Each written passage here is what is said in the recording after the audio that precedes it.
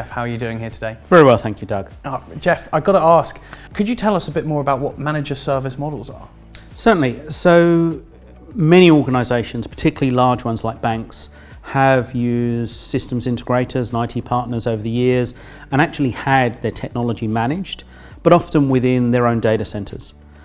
As cloud technologies advanced, we all use solutions in social media and search engines that are all spread all over the world. Yeah. There's the opportunity for banks to take advantage of that technology and have it managed as well. It's not the same as full business process outsourcing. It still makes it unique to them. It's their experience, it's their configuration, it's their design to some extent, but using solutions that organisations such as ours provide, but delivered in a cloud-based and managed way so that they can focus on what makes them different rather than managing and delivering the parts that are the same as everyone else. I think that's absolutely brilliant because a lot of institutions don't want to be a technology company. They just want to focus on being the best bank that they can. And we're starting to see a lot of value-added products come out, especially on the retail side. The banks are finally starting to offer because they're just concentrating on the banking. So what are the challenges for financial institutions to implement these models? I think the first challenge I would say is actually getting comfort within your own risk management and with the regulators. There is a change of ownership, there is a change of delivery, that you are using partners such as ourselves, you're using cloud-based providers such as Azure, you are running in infrastructure and buildings that aren't necessarily owned by yourself. None of that's new. It's all been done in bits before. Most banks' head offices aren't owned by the bank, they're owned by some property company. But it's taking your regulations, your risk management, and the regulator on the journey so that you can understand what you need to do and how you need to report. Second part is then looking at the technology side. You are often then deploying systems that are more disparate. And however good the dark web is, our backbones, connectivity, technology as a whole, you still need to consider the latency of things working together. So can they be spread all around the world, or do they need to be certain distances between each other so they can actually perform to give the user experience? Because in the end, it's all about the customer experience. The final one I'd say is we do have to think about the data.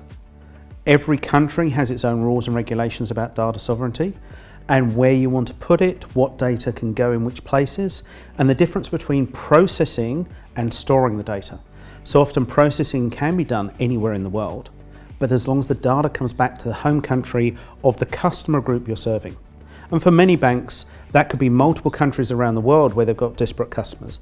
But I think as long as you take account of those three, the risk management and compliance, the technology integration and latency, and the data sovereignty, then you can take advantage of the massive opportunities that managed services and cloud technologies enable. Now, with that in mind, we're seeing the whole world really actually come to terms with using cloud-based technology on a more regular basis. And that's because of the incredible amount of digitization that followed the pandemic. So how do you see that changing for financial institutions going forward? Have we reached that plateau where they're just used to using these services now? I think it would be easy to say yes, given the way you've described it. But actually, I think it's more nuanced than that. We are still on the journey. Digitization has been going on for years. I remember years ago working in a system integrator, where we were rolling out an electronic document management system for a legal firm. This isn't new, it's just taken us a long time to do it because of the amount of data, the size of documents and images and information and bringing that together. The pandemic has accelerated the disparate working and allowed people to feel more comfortable with some of those technologies. But actually the final part is then taking it on and how's it changed the way we work, not just from the work I do, but how I operate. And that's where the cloud technologies really come in. It isn't just that we can be spread around, but actually the cloud technology applied, whether through a managed service or even by a bank on premise, actually allows you to get fast fail successfully. And as people want new experiences, want more change, having fast fail is the only way you can achieve it. Otherwise, you're just doing $1 million projects after $1 million projects and not getting any return on your investment. Yeah, now that's absolutely fascinating to hear that banks are actually having to not only improve their technology, like you've said they've been doing over the last couple of years, but also the culture behind the bank.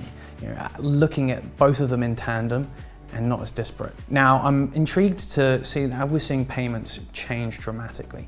How are we seeing issuing as a service change too? I think the advantage issuing is getting from adopting managed service and cloud technologies is actually bringing together all the different types of issuing. It's very easy to think of issuing just being about cards, but actually issuing is about managing the payment experience of your consumer, your customer, as they go to pay. What are the fees around the payment? What are the limits? What are the payment types they're allowed to do? Payment methods, what merchants? Historically, we've had those separated, maybe between debit cards, credit cards. Then we've had various real-time systems, we've had gift cards, store loyalty cards, all come along separately. But actually, the cloud technologies and this fast fail capability is allowing banks to grasp the opportunity of bringing them all together for their corporate customers and for themselves. And suddenly, you have a single view of your customer. What are they doing when? How are they spending money? Where are they spending money? What are the relationships they have for their card between themselves, their family, or the business they work for? You bring along something like buy now, pay later, which fundamentally is not a payment mechanism, it's a debt management system, but that can apply to all those cards that are issued. So overlaying an experience of buy now, pay later on a debit card, or on a credit card, or even on a bank account, that's a whole new relationship with your customer. So that's the opportunity this is allowing, because the technology can talk to each other more easily because it's in the cloud. That has had to be solved already. And then the fast fail technology that is in cloud solutions means that actually you can try things out and see what your customers actually like.